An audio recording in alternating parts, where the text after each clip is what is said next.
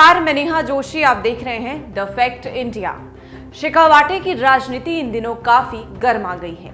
नागौर में मिर्धा परिवार के सदस्य एक के बाद एक कांग्रेस को अलविदा कह चुके हैं।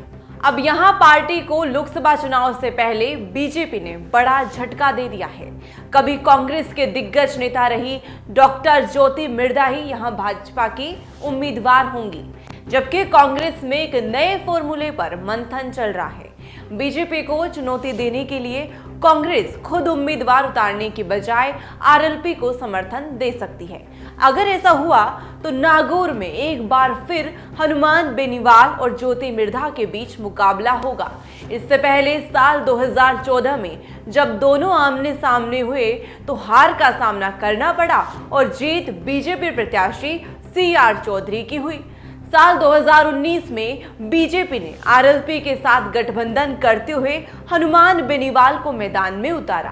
कांग्रेस की ज्योति मिर्धा चुनाव हार गई। अब मिर्धा बीजेपी में है और बेनीवाल कांग्रेस के गठबंधन के साझेदार हो सकते हैं, लेकिन इस गठबंधन को लेकर नागौर कांग्रेस एकमत नहीं है। यहाँ के जाट नेताओं ने बगावत का झंडा बुलंद कर दिया है और पूर्व मुख्यमंत्री अशोक गहलोत की इस पहल का अंदर खाने विरोध भी किया गया है। दिलचस्प बात यह भी है कि डॉक्टर मिर्धा ने विधानसभा चुनाव के दौरान ही हनुमान बेनीवाल और गहलोत की दोस्ती का खुलासा कर दिया था। ज्योति मिर्धा ने अशोक गहलोत और बेनीवाल पर आरोप भी लगाए थे। ज्योति मिर्धा ने कहा कि हनुमान बेनीवाल अशोक गहलोत के साथ मिले हुए हैं, इनको अशोक गहलोत ने ही पनपाया था। सर्वे बता रहे हैं कि अकेले के दम पर आरएलपी राजस्थान में अगर चुनाव लड़ती है तो इसकी एक भी सीट नहीं आएगी, इसलिए दौड़ भाग करके गठबंधन करते हैं। तत्कालीन सीएम अशोक गहलोत पर आरोप लगाते हुए कहा कि डीएमएफटी का फंड जारी हुआ तो परबतसर और लाडनू के अंदर पायलट के खास कहे जाने वाले और जीरो मिला है।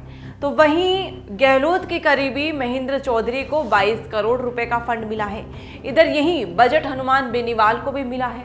कांग्रेस छोड़कर बीजेपी का दामन थामने वाली ज्योति मिर्धा ने दावा किया था कि पार्टी में उनकी अनदेखी की गई और कार्यकर्ताओं को भी सम्मान नहीं दिया गया।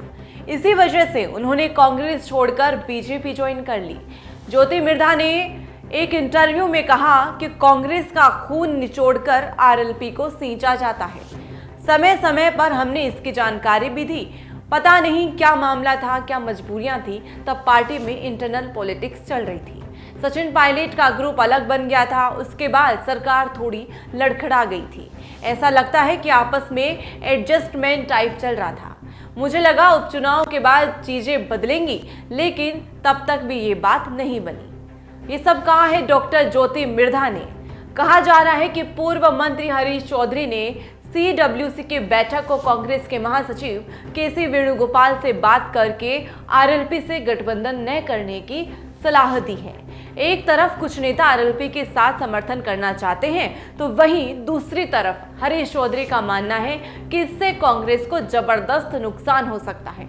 अब ये देखना होगा कि नागौर में सियासत का ऊंट किस करवट बैठता है।